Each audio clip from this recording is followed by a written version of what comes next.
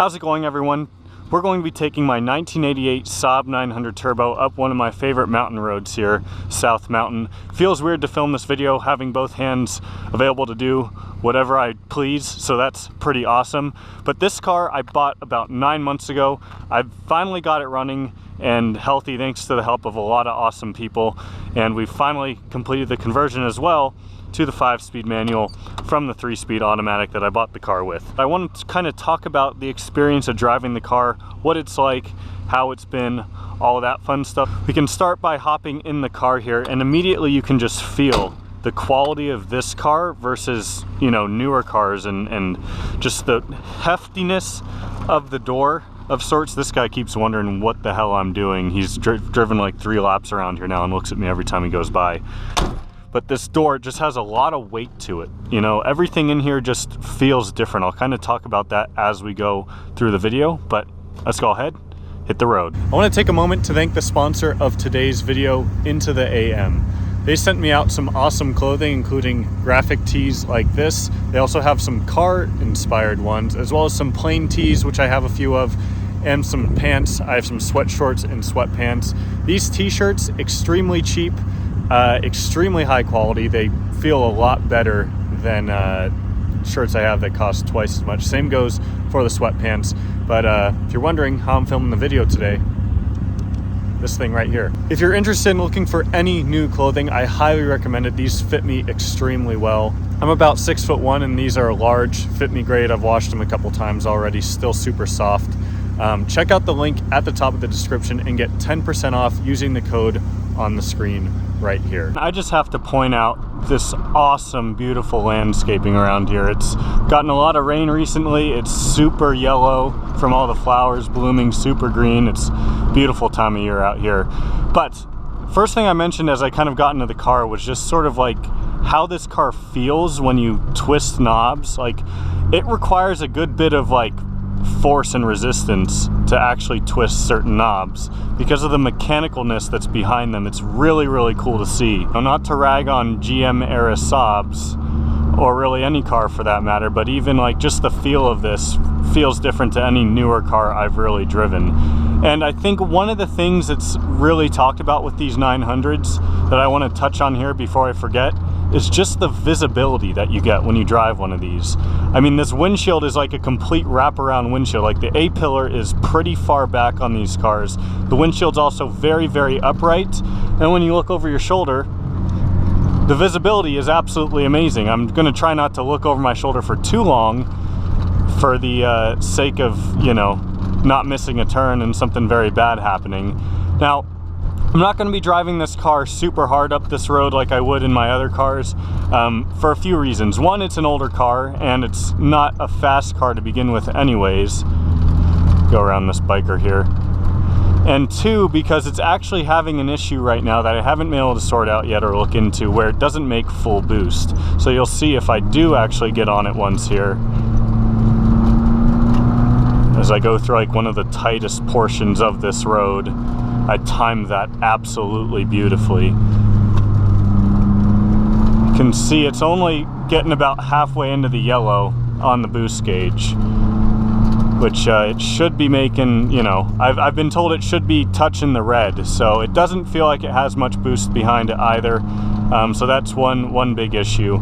But you might notice the sound of this car. I am in love with this sound. That's another thing about older cars. Older 4-cylinders sound pretty good. It's, in my opinion at least, difficult to make a modern 4-cylinder sound good, or at least like this. I mean, just listen to how this thing sounds when you get on it.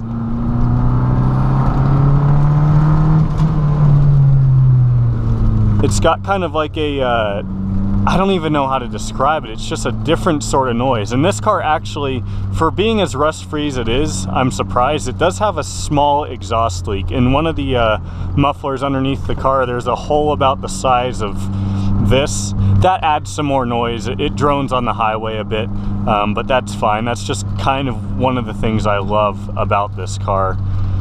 And you can see it also looks like it's running hot. There is a certain range where this temperature gauge likes to fluctuate. Another kind of old car thing that I've sort of learned, and that is that these temperature gauges are a lot more sensitive. There's a nice 3000 GT, I think that is there. So when I'm driving on the freeway, it'll actually be sitting at about 1/3 of the way up from the bottom.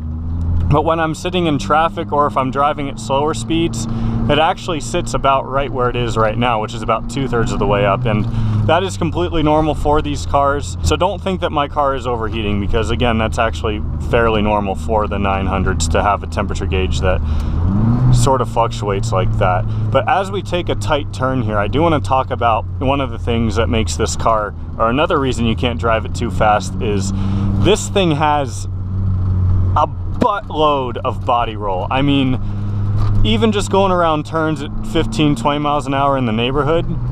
Let's break some necks here. You ready?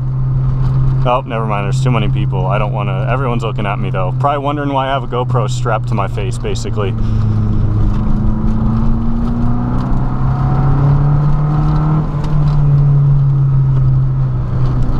But the body roll, that's what I was getting to, was the body roll. I mean, even taking turns in my neighborhood at 15-20 miles an hour, you can really feel the whole car just sort of turn to one side. And it's definitely not the best handling car, but then again, given its age, and honestly this car probably could use new suspension too.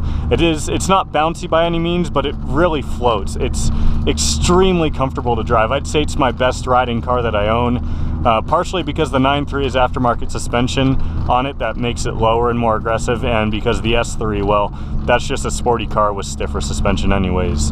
Speaking of comparing it to my other cars, one other quick item I want to mention. So like I said, I barely drove this car the first 9 months I've owned it. In fact, I drove it so little that I didn't even go through an entire tank of gas.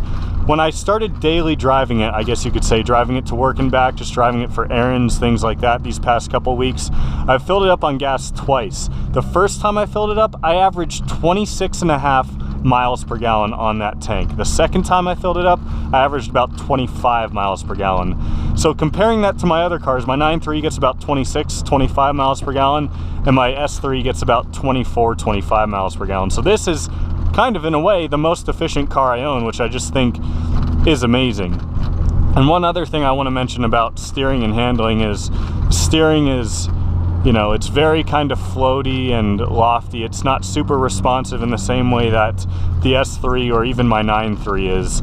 Just again, another old car thing, probably has bushings that need to be replaced, things like that. I converted it from a 3-speed automatic, which is what I bought it as, to a 5-speed manual. Honestly, the car that I got all the manual parts off of showed up at the junkyard about a week after I bought this thing, so I really didn't drive it much as a 3-speed automatic, probably 4 or 5 times, and from what I did drive, I was just like, this is pretty bad. I mean, no offense to anyone that has an automatic classic 900. The 3-speed automatic just didn't do it for me. I mean, the gearing was super long, obviously. Even I drove it on the highway once, it was like super high RPMs at a super low speed. And I mean, granted, in 5th gear at about 80 miles an hour in this thing, I'm doing 3,300, which is still pretty high.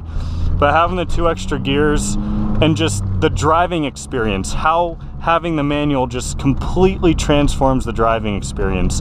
It is night and day.